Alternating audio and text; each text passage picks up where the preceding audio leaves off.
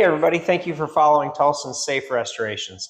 In today's episode, I'm going to be talking about these two size 5 Mosler cannonball safes. This one was made in 1901, this one was made in 1905.